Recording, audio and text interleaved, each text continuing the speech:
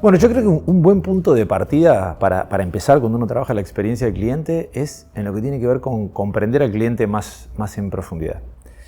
Yo siempre me acuerdo y siempre comento una historia de que vivimos durante un mapeo de la experiencia con una empresa logística en Paraguay y estábamos en pleno proceso de mapeo y de repente la persona que era responsable de toda el área de administración y finanzas para un poco la sesión y dice, yo ahora me doy cuenta que en realidad nosotros pensamos nuestros procesos para que sean los más eficientes, los más cómodos para nosotros, cuando en realidad deberíamos estar pensando esos procesos para que agregaran el mayor valor posible a los clientes. Y ese comentario fue como un punto de quiebre en la sesión, digamos, no porque fuera una revelación demasiado sofisticada desde el punto de vista técnico, sino porque reflejaba esta cosa de que cuando realmente en los equipos, en las personas, cae esta ficha de que todo lo que uno hace debería estar en función del cliente, en función de esa persona a la cual agregamos valor y está fuera de la organización, empieza a cambiar todo. Y existen un montón de herramientas que permiten hacer ese tipo de reflexión, porque esto no surge por casualidad, surge porque de repente hay una herramienta, hay un marco, hay un contexto en el cual estas reflexiones se pueden dar. Y existen un montón de herramientas que permiten hacer esta comprensión del cliente.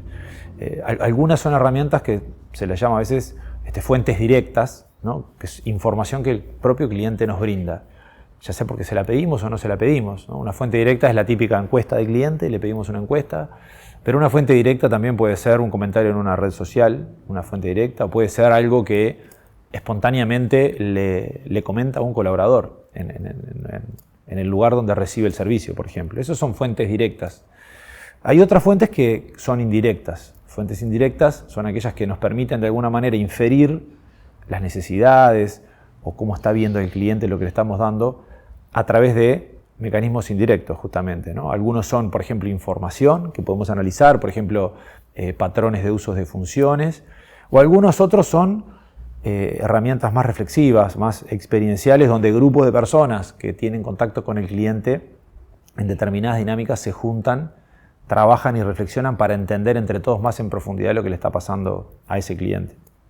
En el caso de Paraguay, justamente, lo que estábamos haciendo era un mapa de la experiencia. Un mapa de la experiencia es justamente una de estas herramientas indirectas. Y dentro de ese universo que hay, el mapa de la experiencia es una de las más poderosas herramientas. A nosotros nos gusta mucho cuando juntamos a los equipos a armar estos mapas de la experiencia. Y ese proceso de construcción tiene como algunas etapas que son interesantes. Lo primero que hay que hacer es identificar cuál es el recorrido que queremos mapear del cliente, ¿no?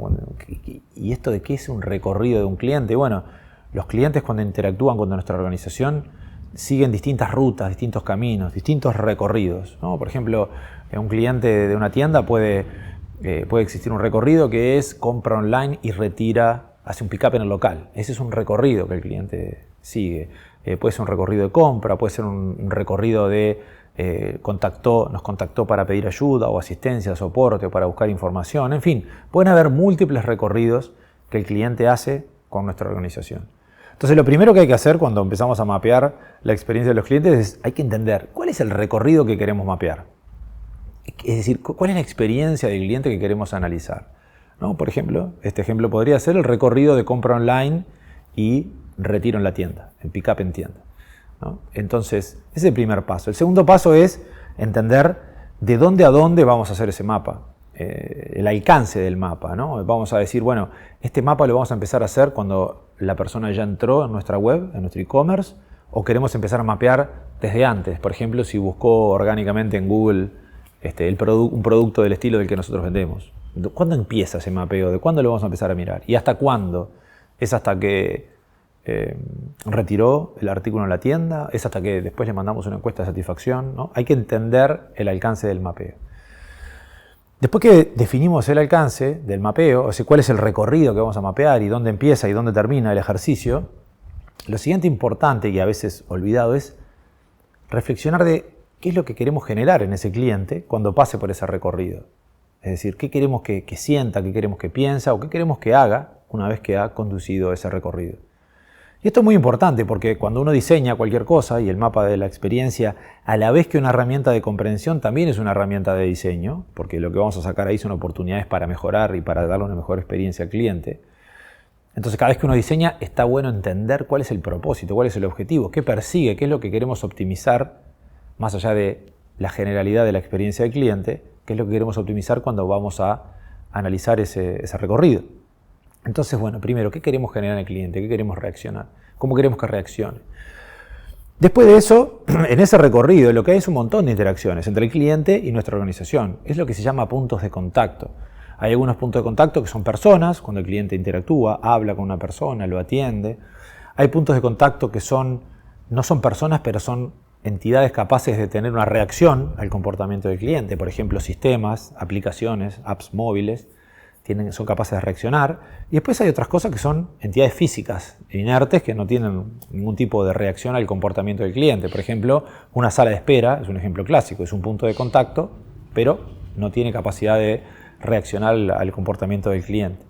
Entonces, ahí empezamos a analizar todos los puntos de contacto que ese cliente va a encontrar a lo largo de ese recorrido. Y pueden ser muchos puntos de contacto si uno lo empieza a mirar. Pero claro, después de ahí lo interesante es quedarnos con aquellos puntos de contacto que son más relevantes. Porque no todos los puntos de contacto con el cliente son igual de relevantes para generar la experiencia. En algunos puntos de contacto es donde se juega el partido. Entonces es bueno elegirlos y después hay que empezar a analizar punto de contacto por punto de contacto.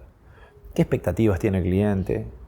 ¿Qué reacción queremos generar específicamente en ese punto de contacto? ¿Cómo estamos cumpliendo o no con las expectativas, con las reacciones que queremos generar? ¿Cuál es la curva emocional del cliente? ¿Cuál es el momento emocional en cada punto de contacto?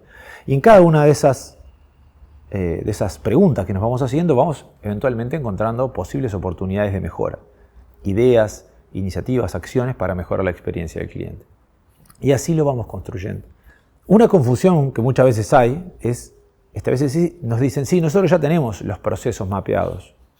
Y está bien, pero un proceso y un mapa de la experiencia son cosas distintas. Pueden tener puntos de contacto, pero son cosas distintas. Por ejemplo, si hablamos de este ejemplo de la persona que compra online y retira en la tienda, puede haber temas del proceso, por ejemplo, el piqueo de la mercadería o lo que fuere, que son acciones que hay que hacer en el proceso para que suceda y para que el cliente reciba lo que buscaba, pero que no son cosas que el cliente percibe, no son interacciones con el cliente, entonces son actividades de un proceso, pero no son parte de la experiencia del cliente. Si bien son muy importantes para que después suceda lo que queremos, pero no lo vive el cliente en forma directa.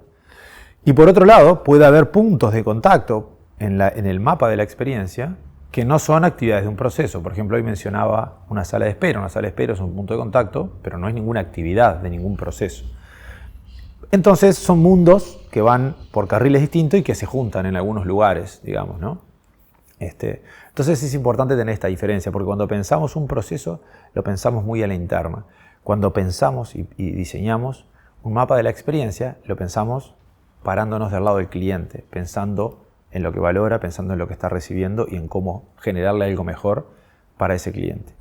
Por lo tanto, una conclusión muy importante, y el mapa de la experiencia es un ejemplo, es que no deberíamos accionar sin entender cuáles son las cosas que estamos generando al cliente.